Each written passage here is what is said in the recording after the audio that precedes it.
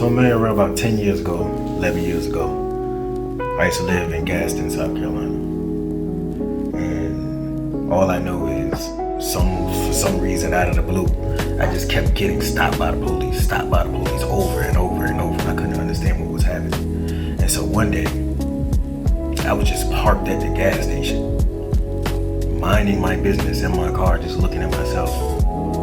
And someone just called the police on me, and I was like, so, long story short, I ended up in a situation where my license got suspended. And I ended up going in front of the judge. And the judge looked at me, he was like, if I see you in here one more time, you're gonna do 6 months in prison. Now, I don't know why I kept getting stopped by the police or why I was just sitting in the car and the police just showed up on me. I think it's just a little more stranger than a coincidence. Long story short, I knew I had to get up out of there. So I left and I moved out of the state. And I lived I moved to Louisville, Texas, right?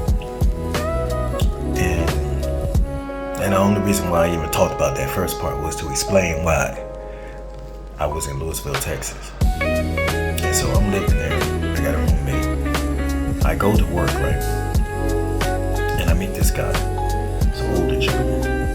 And one would say that he's racist, but I beg to differ. I think people, racism is what it is. I'm not saying that there's not racist people. I think there are a lot of racist people, but people like to put labels on things that without trying to understand people. And I think that, in the times that we live in, it's important for us to try to understand one another, right? Anyway, and I've always had that thought process. So, I'm at the hotel with this guy. We're working every day. He has strong opinions. Now, this is around by the time that Trump is running for election. The first time, 2016, right? And this guy is going off. He's very opinionated. And most of the people at the job, they think, oh man, this guy's racist, whites here, blacks, Latinos, everybody's looking at him, how they're looking at him, whatever. So I go talk to the guy regularly, on a regular basis. I never disrespected him, always showed him love, embraced him, listened to what he had to say, tried to understand why he thought the way he thought, right? And I shared my opinions with him as to why I felt the way I felt. Whether we had agreements on certain topics or disagreements on certain topics. I never took offense to how he felt about what he felt about. And he had some strong feelings. And I listened to him. And I was patient with him. I showed him kindness. Even when he was an asshole, I was gentle with him. So, long story short, a little time passed, and this guy's really watching me more than I really thought he was watching me. But he was really watching me and paying attention to me, right? A black guy. Plus, I'm working front desk, and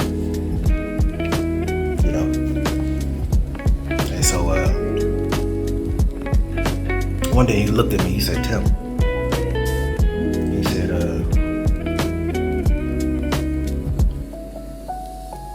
He said, "I noticed you walk to work every day. It's hot as hell out here. You come to work sweating and you're walking. And then when you get to work, you have to go in the bathroom and change your clothes just to be dry. Why don't you drive?"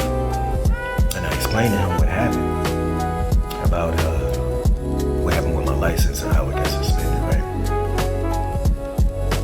And that's a whole nother story. I don't even want to. That's a whole nother story. But anyway, that's not the point. The point is, I explained it to him, I was honest with him, and I told him the situation. And he was like, well, how much does it cost to get fixed?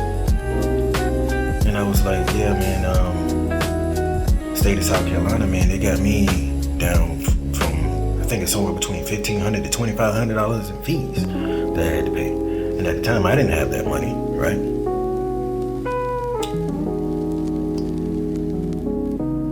Don't you know this man pulled out his credit card and said, pull it up. Let me see it. Showed it to him. And he paid for it right on the spot. The one guy at the job where everybody was distancing themselves from, the one guy on the job that everybody thought was this raging demon, racist demon. This man showed me more compassion than anybody I had met before him. Sincere compassion.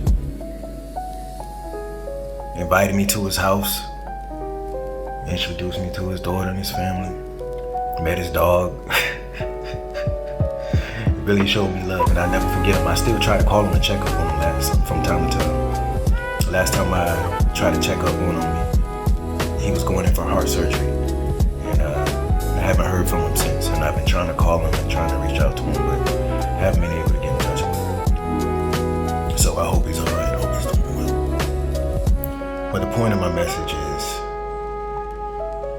that love, patience, kindness, like really dealing with people, long suffering. And I'm not saying you gotta put up with anybody's shit. I'm not saying being stupid or naive. But the point I'm trying to make is, it just opened my eyes to how thin the line is between, or how thin the line was between me and him, and how thin the line is between us and others. So, I'm not saying be stupid. Of course, use your discernment. Of course, you have the gift of intelligence if you have the gift of intelligence. But what I'm saying is, you'll never know who the Most High used to bless you. So be a blessing.